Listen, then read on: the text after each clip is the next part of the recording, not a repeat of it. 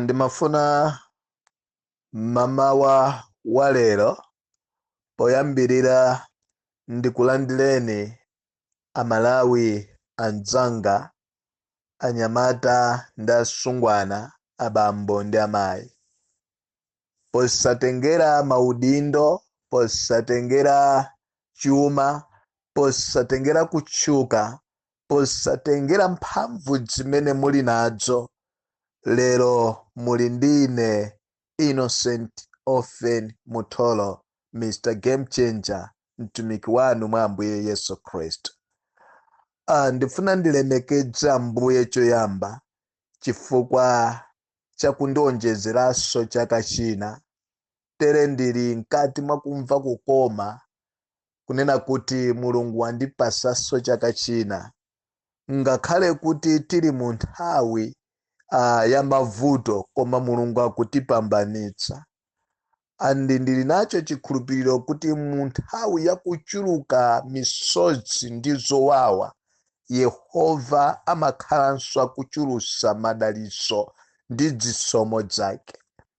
Ndifuna ndipedzerepo mwayi chifukwa cha birthday yanga ndiwawuze wonse amene ali mzipatala, amene akudwalira pakhomo, amene akulira kunena kuti mavuto amene mukukumana nawo mkati mwa mavuto amenewo, kumbali kwa mavuto amenewo kuli umboni wanu umene udzagwedeze dziko komanso umene sudzasangalatsa ufumu wa mdierekezi. Amayi ndi abambo, ndifuna ndikupaseni moni mawa uno mwa zifundo za Ambuye kumpoto, kumwera, pakati komanso kummawa kwa dziko lino. Ndinu nonse amalawi amene muli maiko osiyanasiyana muno mu Africa komanso outside Africa. Komano ndikukupasani moni mwa zifundo zakumwamba. Haleluya. Lero ndi tsiku lina limene Mulungu atipatsa, ndipo choposa nchani kunena kuti Mulungu atipatsa tsiku limeneli osati mwangodzi, osati kuti tingokhala mtsiku limeneli nkumanena kuti tili pa Good Friday kapena kuti tili mnyengo ya Easter, koma osadziwa cholinga chenicheni cha Easter. Mavuto amene Khristu Yesu amene tinkumbukira pano mavuto ake sanangokumana ndi mavuto amene wakuti Malawi akhale Malawi woseweresedwa. Mavuto amene anakumana ndi Tate Yesu si mavuto ameneno kumwamba kukamapenyerera mbava zimene zawononga dziko la Malawi nkumati kumwamba kutha kumasekerera. Misomali, misodzi, kung'ambiridwa zovala kumene Yesu anachitiridwa kunali chinthu china chimene munthu wake Khristu Yesu chinamupangitsa kuvomereza kuti inu ndi ine komanso ngati dziko likhale pa mtendere. Koma mawu a Mulungu akunena kuti soka mtunda ndi nyanja chifukwa woyipa wasikira komweko. Okondedwa, ngakhale Yesu anafera dziko lapansi chifukwa cha inu komanso chifukwa cha ine. Remember the word of God said kuti soka mtunda ndi nyanja chifukwa woyipa wasikira komweko. But the reason why Jesus came kudzatifera pa dziko lino lapansi ndikunena kuti woyipayo mphamvu zake zisagwirenso ntchito mwa awo, zisagwirenso ntchito mwa ine, zisagwirenso ntchito mwa aja, zisagwirenso ntchito mwa awa. Ndikunena kuti limodzi ngati wanthu tizindikire kufunika kwa kuchita zinthu zathu moopa Yehova. Tere tikamaona usogoleri kungoba dzindalama, anthu akanganika madzibutsa kugawana mayunifopi ku State House ku nkhani yake sina iyayi. Yesu anachokamo mwa iwo, chilungamo mulibe mwa iwo. Tere dziko likamalira, dziko likamayenda ndi misozi, ndiye kuti pali china chimene chikuchitika chimene amene akuchipanga drive si mwini wake Khristu Yesu koma Satana mwini amene akuyendetsa dziko mwa misodzi. Tikamaona madokta sakugwira ntchito nkumayang'anira ndikumachedza ndikumamwa dzokumwa dzawo, koma kwina akuthatha ndi moyo wake ukupita kosilidzika osamsamala. Dziwani kunena kuti tili mu nthawi imene ngati dziko sitiyima ndikupemphera ndikufunsira nkhope ya Mulungu, ndiye kuti mu zaka ziwiri zimene zikubwera kutsogolo kuno tikhalabe pa mavuto ochuluka kwambiri. Mukadzaona kuti manesi sakusamalanso anthu mzipatala, tere zipatala zina zinafika posekedwa, anthu akupita ku chipatala ngati ku nyumba, kulibenso chimene akuyembekeza kuti akabwera nacho koposa kupasidwako panado, koma mavuto matendawo nde afika pa wesi. Musaiwale kunena kuti tikuyenda mu nthawi imene Baibulo likunena kuti ndisoka, komanso kunena kuti Satana wasikira ku dziko lino. Koma tili nacho chimango, tili nacho chiyembekezo, tili nacho chilimbikitso, tili nacho chimwemwe, chifukwa mawu a Mulungu akunena kuti ndadza ine kuti akhale nawo moyo wochuluka. Yesu Kristo akufotokoza ku buku la Yohane chapter number 10 verse number 10 down, kunena kuti Yesu anadza kuti akhale ndi moyo munthu wochuluka, komanso moyo wachimwemwe.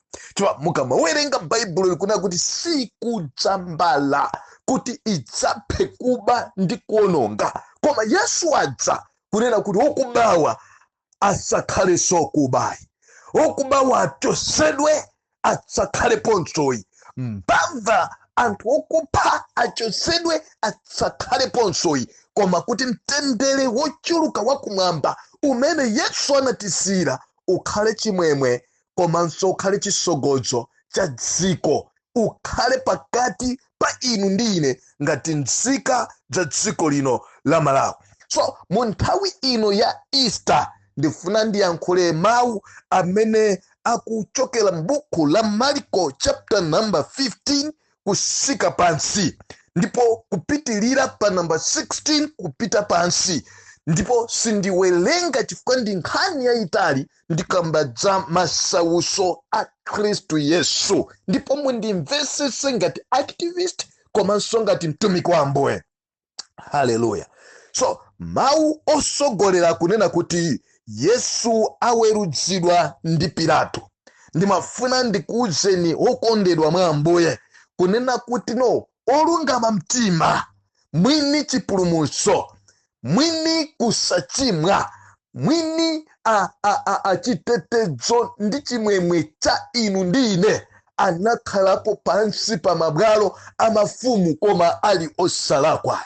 Tere Yesu anaweruzidwa ndi anthu ochimwa chifukwa adapasidwa mphamvu zakutchedwa kuti iwowo ndi mafumu, zakutchedwa kuti iwowo ndi maloya, zakutchedwa kuti iwowo ndi anthu ogamula milandu, anthu amabwalo a milandu, magistrates, anthu amene amadziwika kuti ni ma chief justice, amene zigamulo zawo zimakhala nthawi zambiri zachinyengo, amene akamapereka zigamulo zawo amayang'anira nkhope za wanthu, amachokera boma lansi, ndi wachipembedzo chenchi, amasapota chipani chenchi. Baibulo likunena kuti Yesu anaweruzidwa ndi Pilato. Pilato ngati munthu mmodzi amene sikutinso titakumuika pa history yake kuti anadziwika ngati opa Mulungu kapena anadziwika ngati mtumiki wake wa Ambuye. Pilato akupezeka umu ngati mfumu imene inangokhala molingana ndi mafumu ena, mfiti zina zimene zili m'mamidzimu,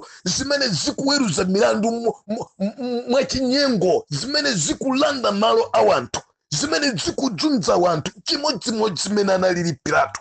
Komano chimene ndisangalatsa ndichonena kuti Pilato pa china chilichonse chimene amachichita mwa iyeyo ngati mfumu akunena kuti sanapeze chochimwa, sanapeze tchimo mwa Khristu Yesu lomutengera pa mtanda kuti apachikidwe, koma chifukwa cha mphamvu ndi pressure imene Pilato anali nayo kuchokera kwa wanthu osiyanasiyana omudzungulira, Pilato anavomereza kuti Yesu Khristu apite pa mtanda. koma leta anthu omwewo amene amafuna kuti Yesu apachikidwe ndi anthu omwewonso amene anafika povomereza pamene Yesu amamwalira. Bible kuno ndipo pofika ola lachisanu ndi chimodzi pa verse number 33, panali mdima pa dziko lonse kufikira ola lachisanu ndi chinayi. 34, ndipo pa ola lachisanu ndi chinayi Yesu anafuwula ndi mawu okwera, Eloi, Eloi lama sabakitani, ndipo kusandulika, Mulungu wanga, Mulungu wanga, mwandisiyiranji ine.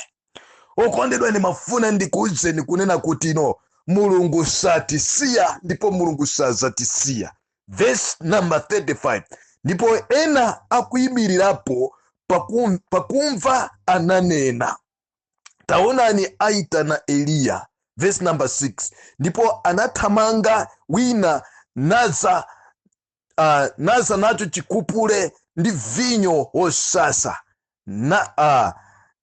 nachiyika pa bango, namwesa iye, nanena, lekani tione ngati Eliya atulusa mawu okweza.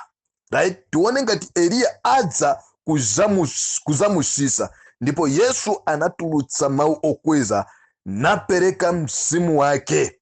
Ndipo chinsalu chotsinga cha kachisi chinang'ambika. Haleluya. Pakati kuyambira kumwamba kufikira pansi. Ndipo pamene Kenturiyo oyimirirapo popenyana ndi iye anaona kuti anapereka mzimu, kotero anati, zonadi munthu uyu anali mwana wa Mulungu. Ndimafuna ndiyankhule chinthu chimenechi. Mawu amenewa ndi mawu akulu kwambiri, ndi mawu atali kwambiri, koma ndatenga moduladula kuti mumvesese. Kunena kuti dziko limadzindikira kuti ichi chinali chabwino chitapita. Dziko limafika povomereza chilungamo chako ataona zizindikiro. Dziko limafika povomereza kuti uyu anali munthu wabwino, koma mu nthawi yolakwika tili pa mavuto. Tere dziko la Malawi lafika povomereza kunena zona pano, kunena kuti bora ni mene tinalili ndi mtsogoleri amene ali ku Beach House uja. Tere mene Malawi wavutira, sitinayembekezere kuti Malawi atakunyansa chonchi, sitinayembekezere kuti Malawi atakununkha chonchi, sitinayembekezere kuti zinthu zitakufika podula kufika pamenepo, sitinayembekezere kuti nditanthu mapangidwa nkhanza paka na saizi imeneyi, sitinayembekezere kuti ngati dziko titakumafika pajapo maberedwa zindalama ngati saizi imeneyi. Tere zimene timayembekezera si zimenezi. Remember kunena kuti anthu amene anafika povomereza kuti uyu anali ndi mwana wa Mulungu ndi anthu amene amasogolera kumkwapula Yesu, ndi amene amasogolera kumulavulira Yesu, na amene amasogolera kumung'ambira zovala Yesu, na amene amasogolera kupereka chipongwe kumuudza Pilato kuti apachikidwe amasulidwe mbava Baraba. Okondedwa, inali nthawi, inafika nthawi ku dziko la Malawi mu chaka cha 2020 imene tinaona maloya, majaji akuudzidwa kunena kuti amasulidwe Baraba apachikidwe olungama mtima. Tinaona ife dziko likuudzidwa chochita kunena kuti ayi olungama mtima aisafunika ayi, koma akufunika ndi Baraba. Bible likunena kuti Pilato anafika pofunsa anthu ake na manena kuti mukufuna ndi kumasulireni ndani, chifukwa uyu amene akutchedwa kuti mfumu ya Ayuda mwa iye sindikupeza mochimoyi. Koma kunena kuti anthu anafuulitsa nanena kuti timasulireni Baraba, right? Ndipo atamasula Baraba, Pilato anafunsa nanena kuti okuba uja tammasula kuti akapitilize kukuberani misonkho, okuba uja tammasula kuti akakuonongereni dziko, okuma uja tammasula kuti akakumangeni osalakwa, okuma uja tammasula kuti akakutengereni mabizinesi anu, okuma uja tammasula kuti akakudyereni ndalama za fertilizer, okuma uja tammasula kuti akapange china chilichonse chimene aganitsa. Koma tichite naye chani? Wolungama mtimayo. Ndipo Baibulo likunena kuti anthu anafuwula namuwuza Pilato apachikidwe pa mtanda, kunena kwina aphedwe ndithu. Okondedwa, dziko linapha chilungamo, dziko linapha choonadi, dziko linadana ndi kuunika, dziko linagwirizana ndi mdima. Ndifuna mundimvetsetse kwambiri kunena kuti dziko, chisankho chimene tinachita lero chikutipangitsa misodzi, chikutipangitsa kudandaula, chifukwa chimene tinasankha Baraba kusiya mwana wake wa Yehova. Ne Baibulo likunena kuti pa verse number 38-39 ikunena kuti atafika pofuwula Yesu napereka moyo wake, anthu anafika pokumbukira namanena kuti zoonadi uyu anali mwana wa Mulungu. Ndikukhulupirira kuti no anthu amenewa anafika podziguguda pa mtima. Timapangiranji mene Malawi akugugudira pa mtima lero? Chimatipangisa ndi chani kulowesa mbava m'maofesi athu mu Malawi akukumbukira? Chinatipangitsa ndi chani kumamponya miyala munthu osalakwa akatayenda kukungenda akatapita kukuntukwana? Chimatipangitsa ndi chani? Anadzindikira Kenturio kunena kuti no, uyu anali mwana wake wa Mulungu. Komatu ndimafuna ndikutsimikidzireni kunena kuti no, mutatha kudzindikira inuyo chisankho chanu chimene chili mu mtima mwanu ndicho tani. Mutatha kudzindikira kuti zimene timaona zija sizinali sosipu, zinangoona kubiriwira, koma anali na msongole. Chisankho chanu amayi ndi abambo ndicho tani. Eva Simereka anaimba nyimbo namanena kuti si zonse zobiriwira zimene zimakhala msipu, usamale mwana wanga udzafa. Lero Malawi anasankha zooneka ngati msipu ali na msongole. Malawi akubayidwa lero nina msongole tsiku ndi tsiku chifukwa chisankho chathu chinali cholakwika. Tere chisankho chathu chatika pa mavuto a Malawi, chatika pa misodzi a Malawi, chifukwa tinasankha molakwika. Mbale wanga Mbusa Mulaka Maliro waimba nyimbo imene yapita pena paliponse kuti awanso sana wasankha. Ukondedwa kuopsa kwa kusankha ni maganizo ako, utakhuta kalingonda wako ndikubwera ndikusankha osafunsira Yesu, umasankha molakwika. Andi ukasankha molakwika zosatira zake umakhala ukupanga regret day and night, minute and hour, umakhala ukulira because chisankho chimene unapanga sichinali chisankho cholondola pamaso pa Mulungu. Komano mwayi ulipo, komanso chiwombolo chilipo, chifukwa inu muli ndi moyo, ine ndili ndi moyo. Dziko lapansi likhalanso ndi funso posachedwa, kodi akumasulireni ndani? Kodi mumasulabe Baraba? Kodi muvoteranso Baraba? Kodi mupereka mphamvu kwa Baraba? Kodi Malawi mukhalabe chete kumaombera m'manja Baraba?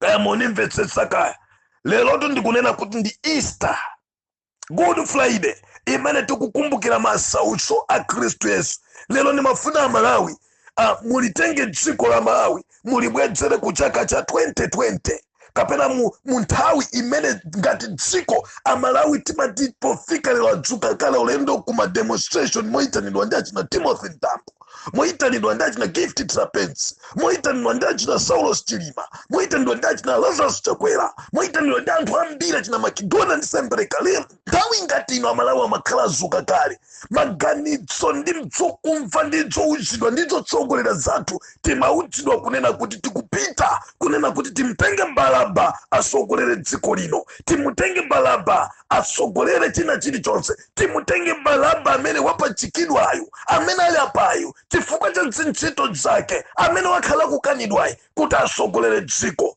Anthu amakhala kudzuka kumpoto kumwera pakati kumawa ndi pakati pa dziko lino kukawuzidwa kunena kuti no, kapachikeni wolungama mtimayu.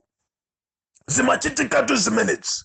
Andikumvetsa chisoni kuti inali nthawi imene timaona mtsogoleri wa dziko lino APM akuyenda m'maminda kuthawa dziko lokhala lake lomwe. Munthu oleza mtima, munthu odekha, munthu osakhalanso ndi maganizo onena kuti ndimenyane nawo, amene anali commander in chief, amene anali mkulu wa malamulo ku nkhani za nkhondo, amene akanatha kuyankhula ndi kulamula china chilichonse ndi kuchitika. Koma kuti no, ngakhale ndili a first citizen of this republic, ngakhale ndili president of Malawi, but let them do what they want to do. Let them go. Let them do whatsoever. Ine ndikhala mmene ndilili chonchimo. Koma lidzapezeka tsiku limene ngati dziko, you remember kunena kuti mnaponya miyala munthu osalakwayi. Munthu ukumayenda kupita pa msonkhano kundira ndena nkumugenda miyala amene sitikumfuna. Lero ndikundira nde komweko kumene anthu athamangiridwa ndi munthu yemweyo kukawathandiza zinthu zitavuta. Lero ndi munthu yemweyo amene lero Amalawi akulirira kuti Ambuye bwera nimubwererenso mboma. Okondedwa, pamene tikukumbukira masautso a Khristu Yesu, tikumbukire kuti dziko lathu linagwera kuti, dziko lathu tinaligwesera kuti, dziko lathu tawaliwononga ndi ndani. Nimafuna ndikuwuzeni kuti dziko la Malawi aononga sichakwera. Dziko la Malawi tinaononga ndi ife amene tinanamizidwa kunena kuti no, tichose munthu amene akanatha kusintha dziko ndi kuyika Balaba pa mpando kuti aononge dziko. Tamunimvetsetsa kaya. So munthawi ya Easter nimafuna mukamakumbukira masautso a Khristu Yesu, wosalakwa kuvulidwa zovala zake, wosalakwa kulavulilidwa, wosalakwa kutukwanidwa, wosalakwa kumenyedwa. Taonapo ife 2020 munthu wosalakwa kutukwanidwa ndi anthu amene anali nduna zake, wosalakwa kutukwanidwa ndi munthu amene anali vice president wake, amene anamusankha yekha, kumutola yekha, kumpukuta, kwamuchosa, kugulisa mayunisi, kumuyika kukhala vice president, koma nkumatukwanidwa naye. Wosalakwa nkumatukwanidwa ndi azilamu ake amene anali ma first lady a dziko lino. Wosalakwa nkumatukwanidwa ndi anthu osiyanasiyana amene sadayeneleka kuntukwana. Pamene tikudusa masautso a Khristu Yesu, ikhale nthawi yokumbukira kuti kodi Malawi chinatiloza ife ndi chani, chimene chinatilakwira ndi chani. Tere ndi zinthu zomvetsa chisoni kunena kuti ena kumatha kumaonabe kuti Balaba ndi amene ali bwino, chifukwa tungakhale nthawi ya Yesu anthu ena amakonda be Balaba. Ukondedwa, mukaona anthu akusapota Balaba musadandaule. Anthu amene wakugwirisidwa ntchito ndi mphamvu ndi nzeru zochokera pansi pa nyanja ku midima. Anthu amene wonse amaombera m'manja Balaba ndi anthu amene anyamula mwadzi wa anthu msanja lawo. Anthu amene sakondwa ndi kusangalala taona Malawi akuchita bwino, koma kuti iwo apitirize kuwawanya kumakono chuma cha dziko komanso kuphanthwa dziko lino. Chifukwa chani? Cholinga chawo ndi chimenecho. Sanabwere kudzakonza dziko. That's why tikungomva every day musogoleri umene kuyambira pa siku loyambirira kudzafika siku la lero. Chimene tiomva ndi kuwonongeka kwa ndalama zochuluka, kubedwa kwa ndalama zochuluka, kuona kunena kuti dziko la Malawi limene lili pa mavuto akulu angodzi imene yatigwera. Amalawi akuvutika, Amalawi amwalira ochuluka, and at the same time ndi dziko limene tamva mawu akunena kuti boma lilibe chuma, boma china chilichonse lilibe, and boma likupempha mayiko osiyanasiyana kuti athandize chifukwa zinthu zafika povuta ku dziko lino. That was good and I support it.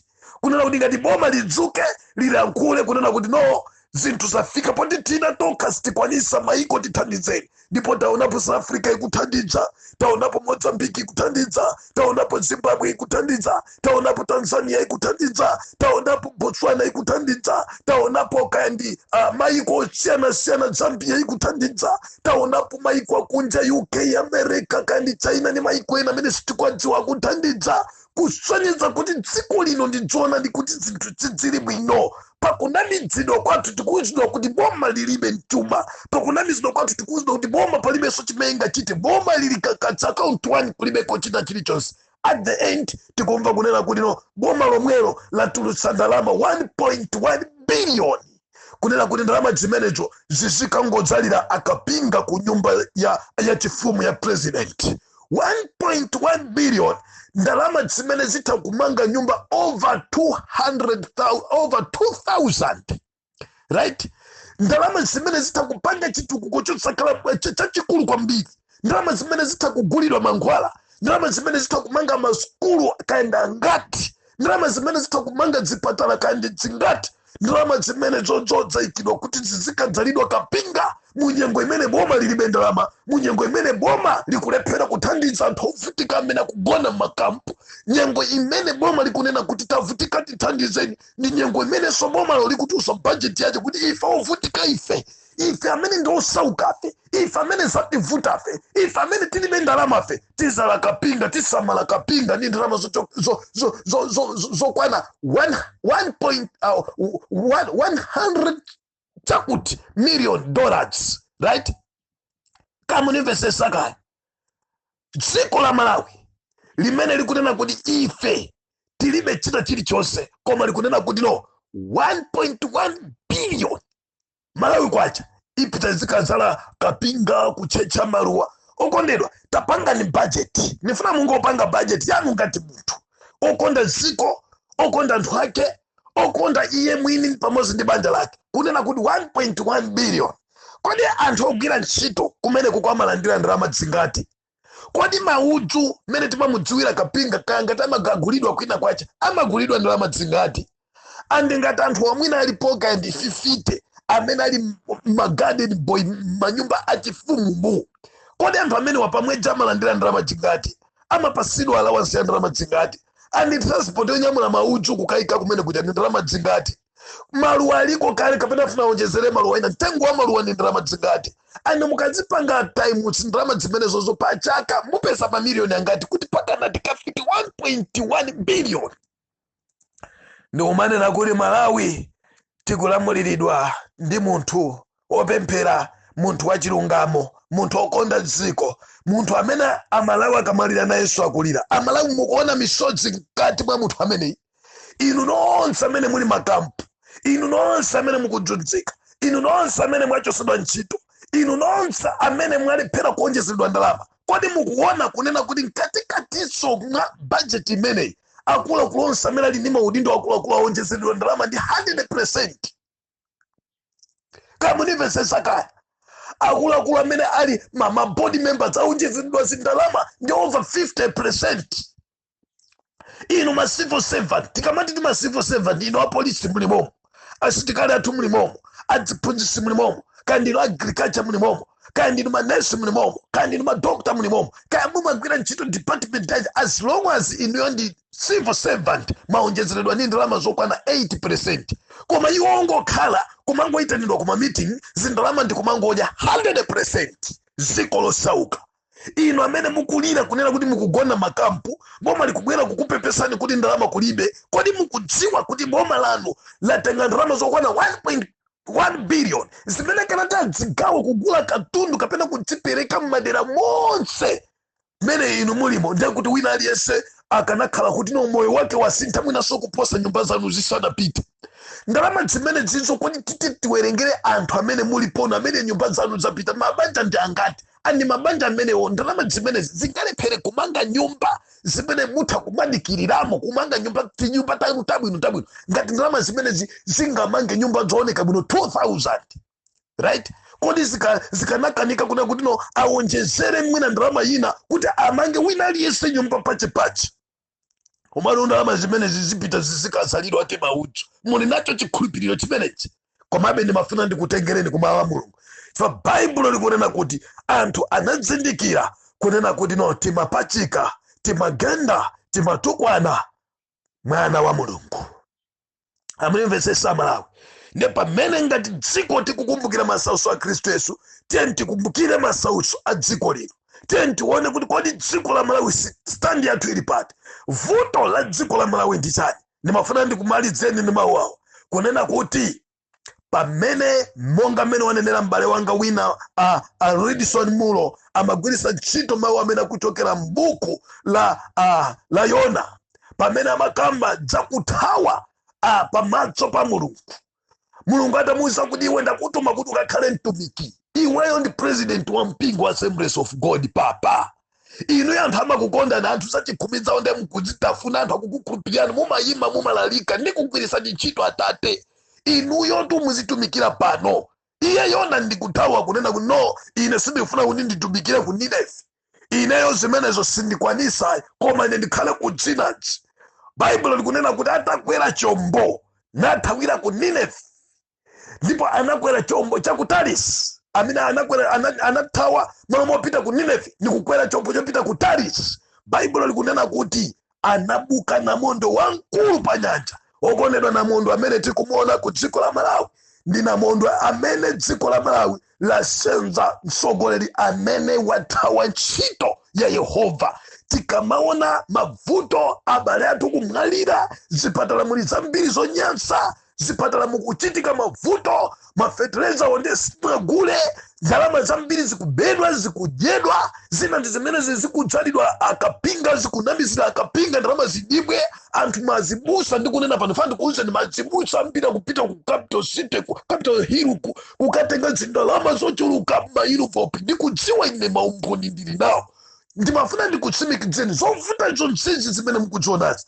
Amalawi dziwani kunena kuti mavuto amene wasayima, mavuto amene wasatha, mavuto amene wasakhala chete ngati dziko lino lipitirebe kusenza no Yona amene wathawa ntchito ya Mulungu. Ngati chombo cha dziko la Malawi chanyamulabe munthu amene wachoka pamaso pa Mulungu, mavuto amene dziko tikudusako kuti tithane nawo, Baibulo likufotokoza kunena kuti ndipo amaliyero amene amayendesa chombo chimenechi anafika ponena kuti no, anthu anafika ponena no, pali munthu wina sakusamala za mavuto amenewo. Munthu amene ndiye Yona ali pansi pa chombo ichi akugona, takamuzuseni.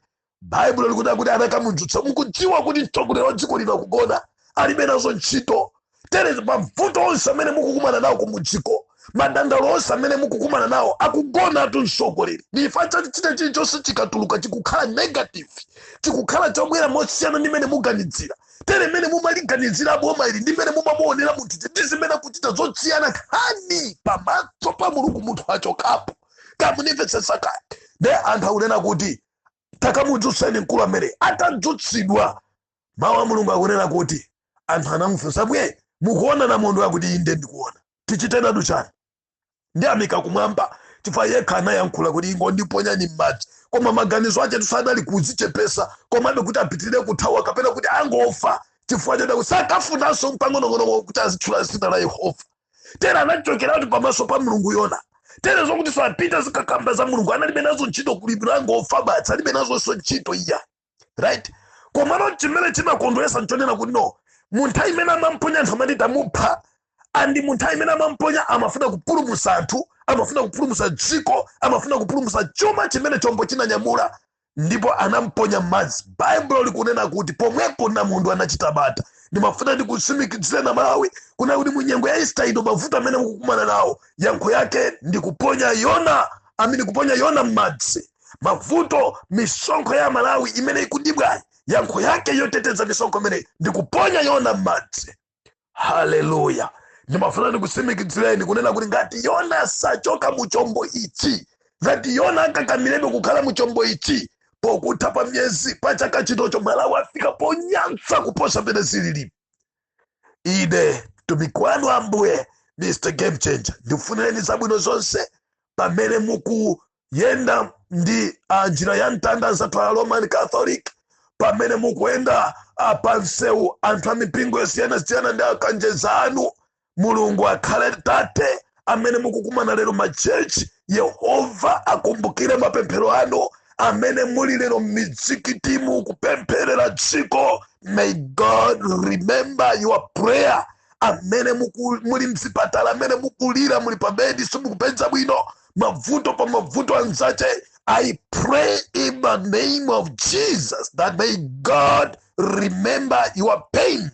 Ani Mulungu achose kupweteka kumeneko. Nimafuna nditsimikidze pano kunena kuti Malawi ni Malawi amene anali pa cyclone kale.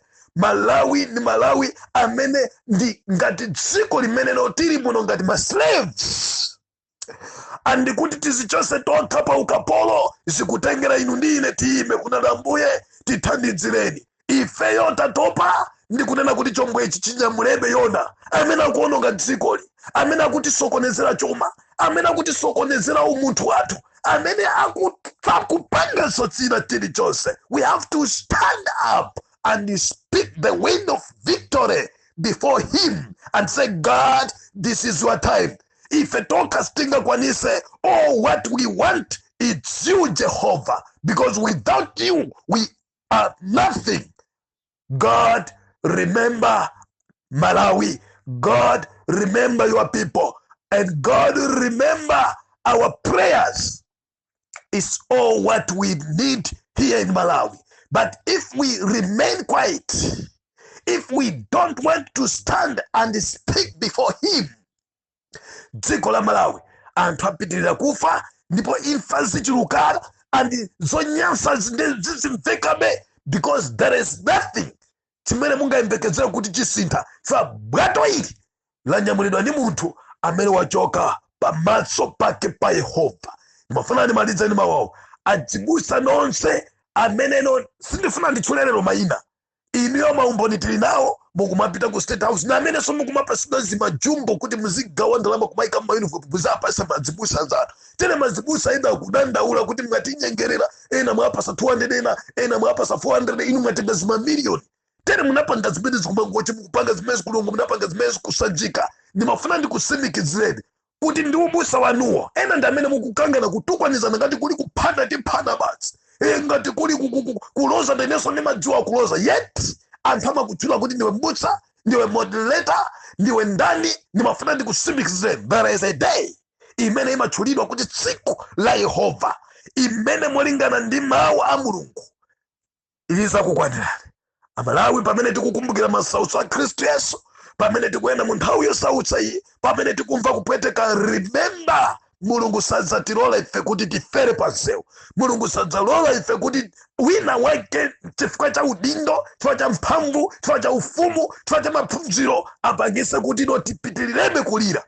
Dziko la Malawi linali ndi anthu amene analisogolera dzikoli kukalisiya pa malo onyansa, malo opweteka ngati amenewo. Anthu amene ndiye ma magistrate amene nthawi imene amasogoledwa ndi Chief Justice Kenyatta, Mr Nyerenda, amene anapanga chino chilichonse molingana ndi zimene anagwirizana. Menenso anthu anapangira mu nthawi ya Yesu kuti iye apachikidwe. Bible likunena kuti anthu anakhala pansi napanga upo namanena kuti tingomupachikani mwe amene mmangeni ngakhala usalakwa. Kutilako dziko linatembenuza chilungamo, dziko linachosa chilungamo, koma kufuna kukwanirisa zokhumba zawo. Soka mtunda ndi nyanja.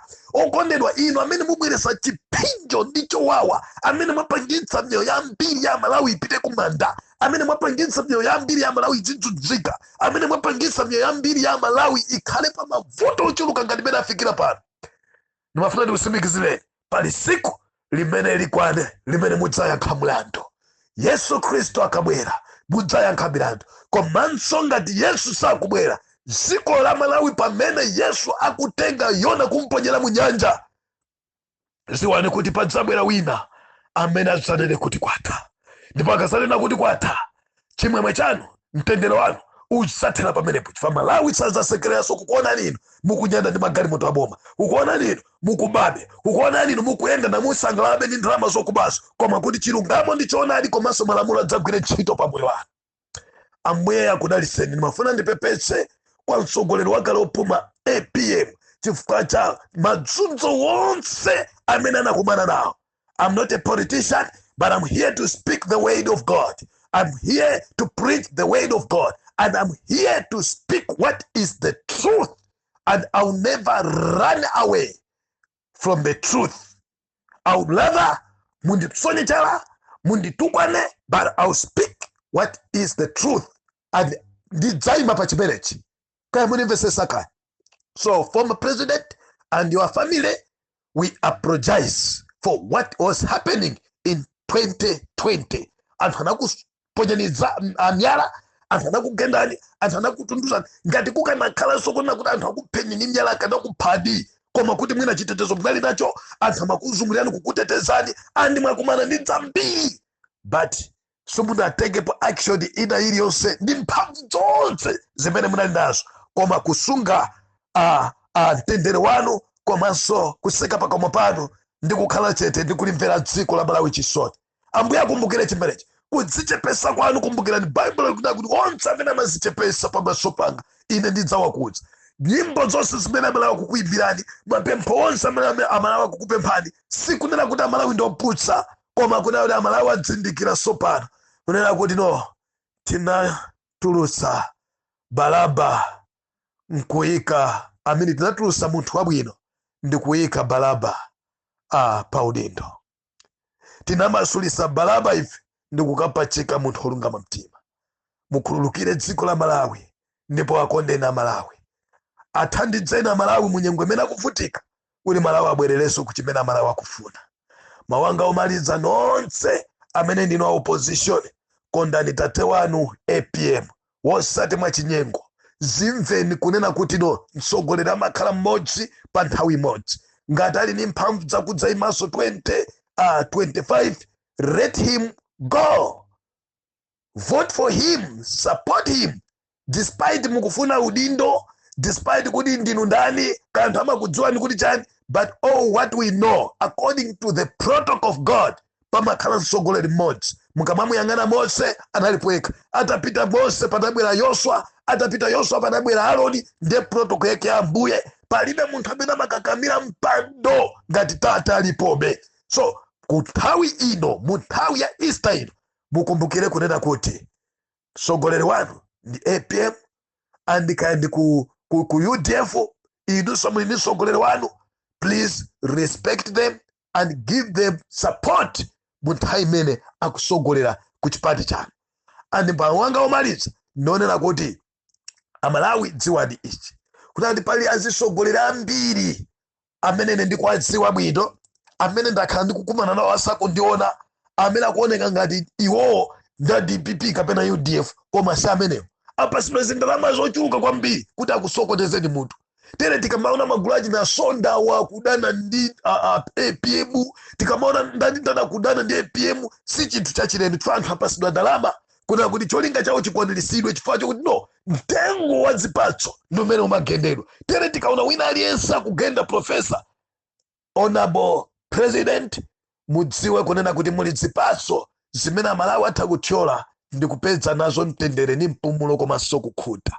So ndimafuna ndiyankhule chimene chikuti osadandaula ya nonse amene mukupanga maupo kaya ndishani kaya ndalama nanunso mwapasidwa zimene zikuchokera ku MCP kundeza kusangalasani, tangodyani ndalama zokoma musasokoneza nawo.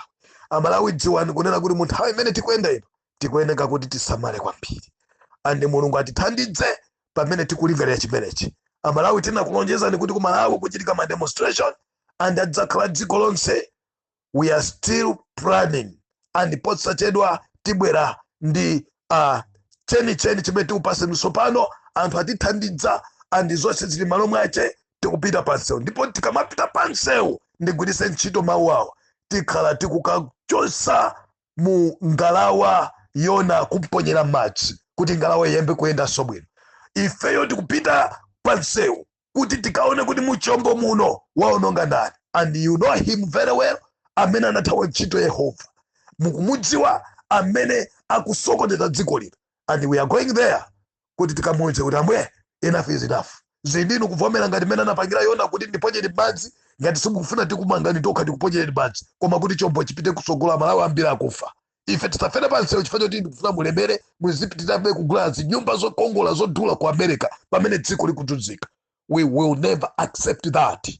Ambuye akudaliseni, Mulungu akumbukire dziko la Malawi. Ine Mr Game Changer, +27 6788 00357. Ndibwerezeso nambala +27 6788 00357 pa WhatsApp. Nonso bwera kwa ine yankhulani kuti maganizo anga nalotere ndi magalimoto anga awa azakagwira ntchito, ndi kanga chepe aka kagwira ntchito, kodi thandizo langa lifike bwanji kuti zimene zizitheke. Koma dziko la Malawi limene lafikira likusweka nzeru zanu zanga zawo zaja kuti tiombole dziko. Ambuye akudaliseni. Bye bye.